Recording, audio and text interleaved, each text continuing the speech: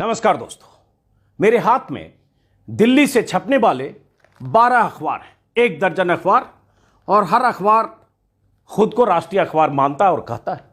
हर अखबार के पहले पन्ने पर आज मोदी जी और मोदी जी हैं, कहीं कहीं पासपोर्ट साइज में योगी जी हैं। लेकिन इसका जिक्र क्यों कर रहा हूं, यह थोड़ा विस्तार से बताऊंगा, और साथ में द टेलीग्राफ की एक हेडलाइन भी बताऊंगा, और साथ में यह भी बताऊंगा कि अगर अखबारों के साथ आज मैं मोदी जी के इस विज्ञापन का जिक्र कर रहा हूं तो उसकी खास वजह क्या है। लेकिन पहले ही समझिए कि आज अखबार में कैसे मोदी जी छाए हुए हैं। तो ये Hindustan times, greetings and welcome new India's growth engine. Investor summit हो रहा है लखनऊ में। मोदी जी भी राज्यसभा और लोकसभा में भाषण देकर 90 मिनट का भाषण देकर बिना अडानी का नाम लिए, और उसके बाद लखनऊ में आज उनका भाषण होने वाला। लेकिन मोदी जी चूंकि कहते हैं कि उन्हें अखबारों में तस्वीरें छपवाने का शौक नहीं है और चमकते चेहरे की वजह से उनका यह प्रभाव नहीं है, इसलिए उनके चमकते चेहरे जो आज अखबार में, द इंडियन एक्सप्रेस, फिर वही विज्ञापन, आदम कद कटआउट मोदी जी का। हिंदुस्तान, अरे इसमें अंदर के पन्ने पे भी है, ये अंदर का पन्ना भी है, इसमें थोड़े योगी जी को भी जगह मिली है, थोड़ी जगह योगी जी को भी मिली है। हिंदुस्तान ऐसे कटआउट पूरा भरा हुआ, वैश्विक निवेशक महाकुंभ, यहां पे योगी जी भी हैं, मोदी जी भी हैं, और देखिए कितना विज्ञापन में खर्च होता है, पूरा विज्ञापन, और मोदी जी छाए हुए हैं। उसके बाद अमर उजाला, वैसे ही स्वागत अभिनंदन तैयार है नए भारत का ग्रोथ इंजन, वैसे ही मोदी जी, बीच में अंदर थोड़े से योगी जी भी हैं।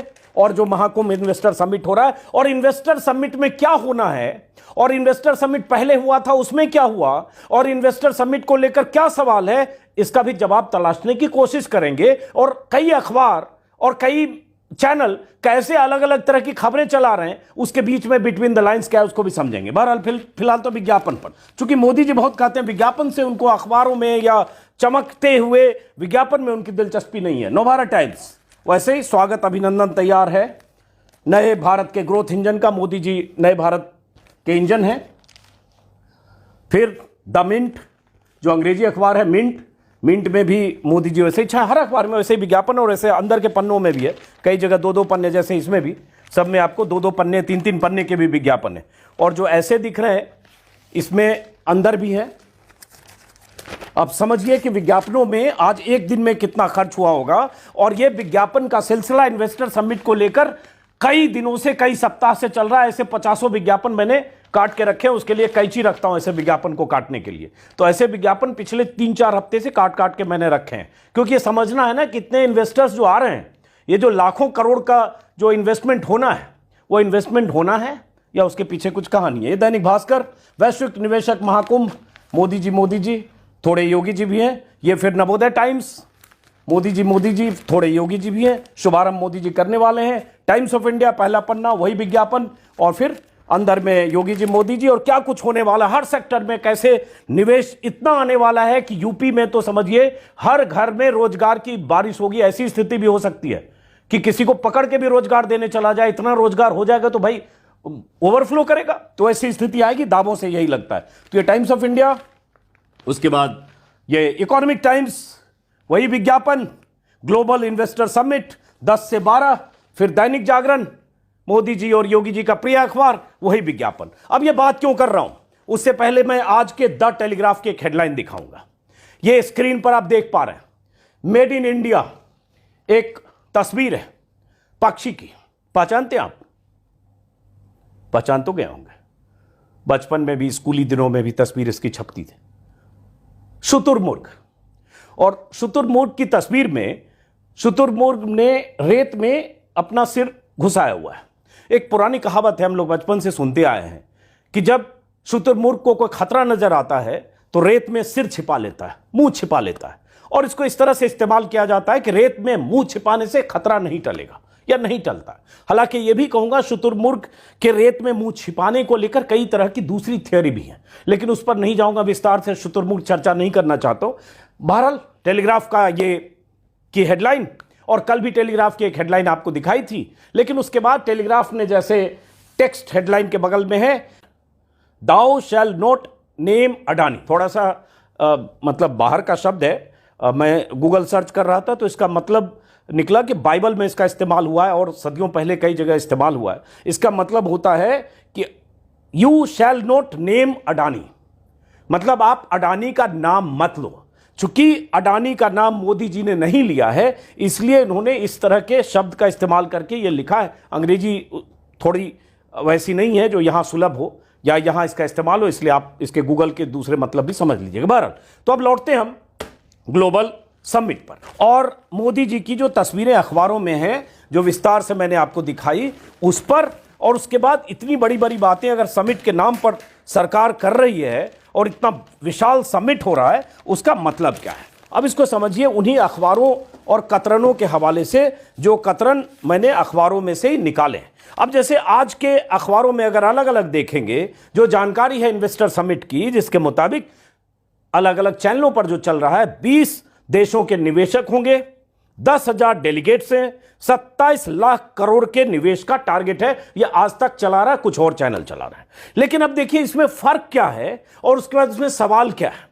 अब योगी का एक दावा था, योगी आदित्यनाथ का एक इंटरव्यू कहीं देखा मैंने आज तक के साथ इंटरव्यू में, उन्होंने कहा कि यूपी की जीडीपी 23 लाख करोड़ है और उससे ज्यादा निवेशक आएंगे। तो एक उन्होंने कहा 23 लाख करोड़ से ज्यादा आएंगे, उन्होंने 27 लाख करोड़ नहीं कहा, लेकिन आज 27 लाख करोड़ छपे हुए हैं। अब देखिए जैसे जागरण में, आज के जागरण में, ये जैसा कि मैंने कहा मोदी जी योगी जी का प्रिय अखबार है, आज के जागरण में छपा हुआ है, इसके मुताबिक इसमें इस इन्वेस्टर समिट के माध्यम से 30 लाख करोड़ रुपए से अधिक के प्रस्तावित निवेश यूपी को गति देंगे और रोजगार का जरिया बनेंगे। मतलब जागरण ने 30 लाख करोड़ का आंकड़ा दिया, 27 लाख करोड़ का आंकड़ा आज तक और कई चैनलों पर चल रहा है। उसके बाद मैंने देखा कि ललन टॉप की वेबसाइट पर दिखा कि वहां 25 लाख करोड़ का जिक्र है। उसके बाद मैंने देखा दैनिक हिंदुस्तान, जैसे दैनिक हिंदुस्तान ने भी आज जो छपी है खबर, उसमें 27 लाख करोड़ के निवेश के प्रस्तावों पर जागरण दैनिक हिंदुस्तान ने लिखा। लेकिन इसी में मैंने देखा कि जागरण में 6 फरवरी की एक का विज्ञापन दिखा। अब ये मैं समझने की कोशिश कर रहा हूं कि ये जो आंकड़े हैं कि इतने लाख करोड़ का निवेश होगा इस इन्वेस्टर समिट से, ग्लोबल इन्वेस्टर समिट से, ये आंकड़े 21 लाख करोड़ से 30 लाख करोड़ तक कैसे जा रहे हैं। और 21 लाख करोड़ से 30 लाख करोड़ के बीच में 9 लाख करोड़ का फासला है।